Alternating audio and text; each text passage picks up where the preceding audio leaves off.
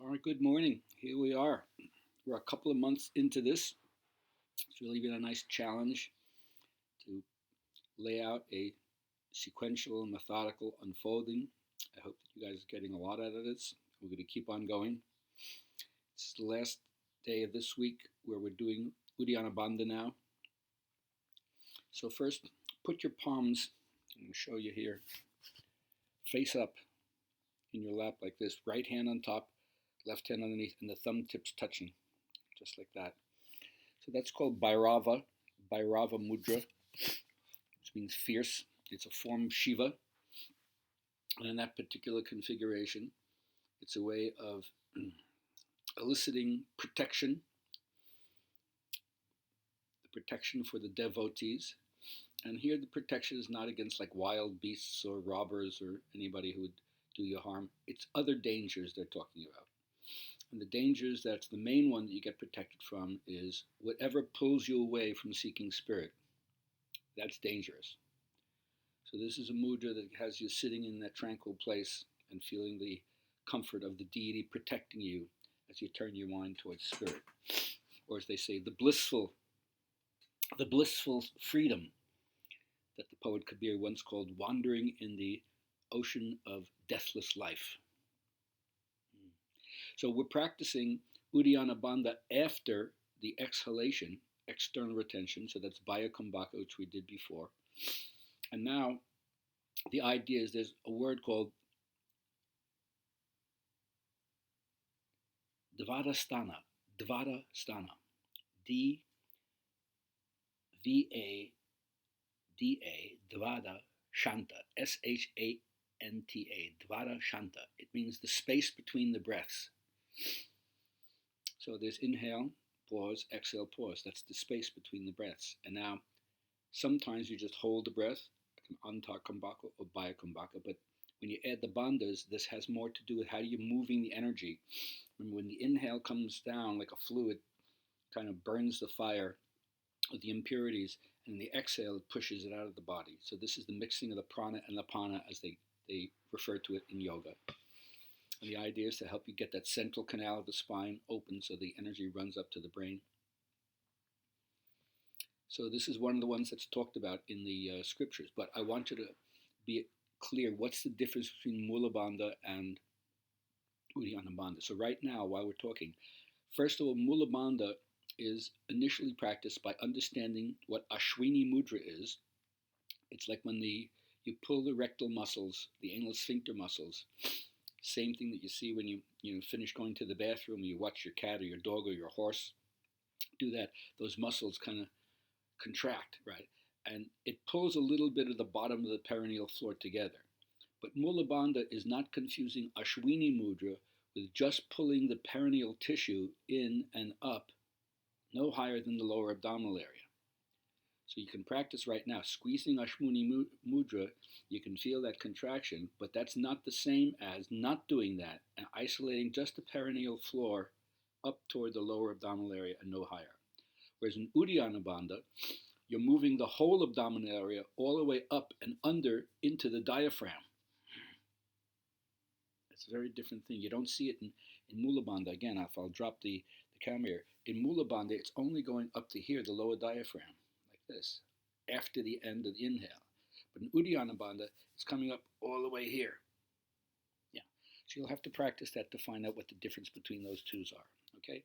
So let's start off again with our stance. And again, first, if you haven't, lifted the buttock flesh away from the tailbone so the skin and the flesh are equidistant away from the tailbone, but then at the same time, can you contract the buttock bones toward the anus?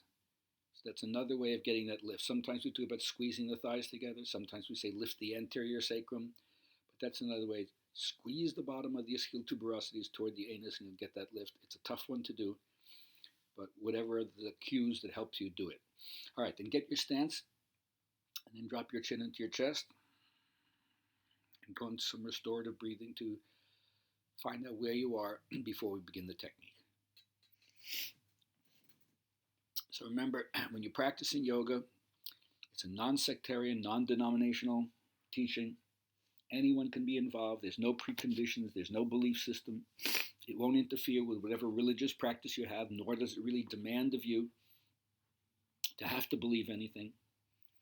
And even though they have their own version of Ishvara Pranidhan, surrender to the Supreme Controller, you can just think about it as your own higher consciousness. You don't have to project it outside yourself in the form of a deity that you visualize or a higher being. But sometimes I just like to call it the great other, whatever that mystery is. All right. So now, as you exhale, close the eyes. Let's begin just Ujjayi breathing. So just a deep inhale and a deep exhale. Start building those associations with that part of you that once you start breathing, it's like you've done renunciation. You're not answering the phone. You're not being pulled outside yourself. The concerns that you normally have about your own life and its melodrama and the lives of other people or even what's going on in the world, it all falls away. You draw a curtain of invisible, inviolable silence around yourself, and you immerse yourself in this. So as you get in your breath, you remember that this is a rigorous program of behavior modification, attention training, an introverted self-inquiry that leads towards a spiritual awakening. And you have to invest your energies if you're going to harness the turmoil in any way and bring order out of chaos. And what they call the vrittis, or the fluctuations, have to be quelled in everyday consciousness. All right, so now, the next stage is you inhale, and you pause, and you hold the breath, and you wait. And then you exhale, and you hold the breath out, and you wait.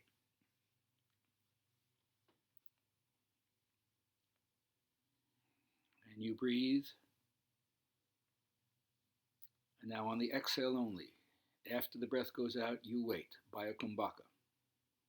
Repeat what we did yesterday. You inhale, you exhale, and you wait, Bhayakumbhaka. And you pay attention to the quality of the inhale. Take the next inhale. See if it came in smoothly, and then you exhale, and you wait, and you hold the breath out. Now we're going to add the Uddiyana. Next inhale comes in. Exhale goes out. Once the breath is out, now pull the abdominal area in and up, all the way underneath the diaphragm, and hold. And let go, and breathe. And exhale. Once the breath is completely out, Uddiyana Bandha again. And hold. And let go. Take a restorative breath for those who need to. Otherwise, those you can, keep right going. Keep right on going. Inhale. And exhale. Now wait there, and while the breath is held out, Uddiyana Bandha, upward movement.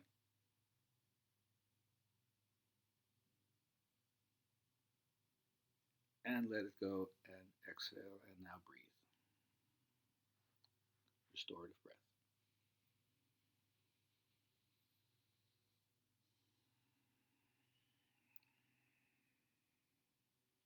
You don't have to be meditating in a cave for many years to experience the fluctuations of your own consciousness. As soon as you try to concentrate on something, you'll see how the mind jumps all around.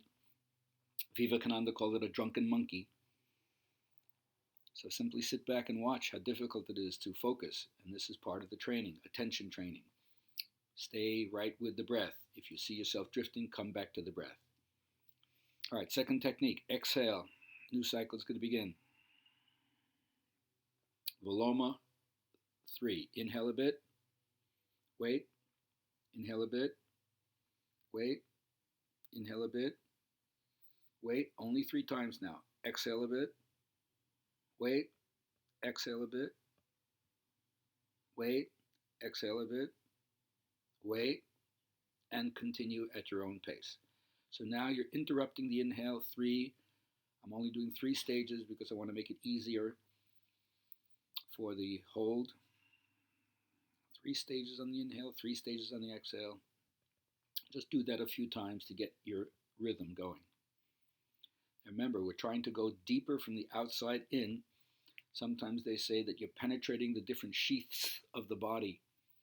Like an orange has a rind on the outside, and then there's a little membrane underneath that that's covering the juice or the fruit buds underneath that. So the subtler that we make the breath, the more it goes away from the gross system on the outside to the subtler system on the inside to the subtlest system, which doesn't even have a form. Right, so now we're going to hold the breath out. So now we're doing your Voloma inhale. You breathe in a bit, you wait. You breathe in again and you wait. You breathe in again and you wait. And then you reverse. You exhale, wait. You exhale, wait. You exhale, wait. And now hold the breath out. No Uddiyana. And then you begin again. Interrupted inhale, pause, and do that 2 or 3 times, 4 times for those of you who are a little more advanced. And then you exhale in Voloma, 2 or 3 or 4 pauses, whatever is comfortable, and then wait, Bayakumbhaka. And then begin again, so at least 3 rounds, 3 continuous rounds of interrupted inhale, followed by the interrupted exhale, and then hold the breath out, Bayakumbhaka, for 6, 8, 10 seconds, whatever you can, as long as there's no strain, especially on the next inhale or restorative cycle. All right, so take a few restorative breaths, and now the final part is adding the Uddiyana Bandha while we're doing the Bayakumbhaka. So after the next exhale, start again. Breathe in a bit, wait, breathe in again, wait, 3rd time, wait, and hold, exhale, stop, exhale, stop, exhale, stop. Now hold the breath, and now Uddiyana Bandha. Lower abdominal area all the way up underneath the diaphragm, back toward the spine, and release it, and begin again. Inhale, wait, inhale, wait, inhale, wait. Now in reverse, exhale, hold, exhale, pause, exhale, pause, wait there, hold the breath out, Uddiyana Bandha, pull it in and up underneath the diaphragm without strain. Let it go, and now you're on your own for a few cycles. So you have to determine how many inhales, how many exhales. 2, 3, 4, don't push it. Find what effortless effort is. And this is a really important technique, especially holding the breath out. It has to do with what they call the Bohr effect, B-O-H-R-E. That is the increased alkalinity which happens when there's a decrease in carbon dioxide. It increases the affinity of hemoglobin to oxygen. And the paradox in pranayama here is that the breath control is one where you actually get more oxygen and prana into the brain by taking in less air rather than more. That all the time that you're holding the breath out and pulling the bandha, that's where you're getting that exchange. And believe it or not, the brain gets more oxygen even though the carbon dioxide builds up. Go figure it out. Inhale and exhale. All right, do it one more time. Don't forget, keep your Jalandhara Bandha, so the chin is helping to regulate the amount of prana between your heart and your brain. And always make sure that you're not lifting your head as the breath comes higher. The chin tends to bob up and down. Keep the neck downwards, but you're not really pressing it down. You're just kind of dropping the head, lifting the chest. And then when you finish that last Uddiyana Bandha, go back to restorative breathing.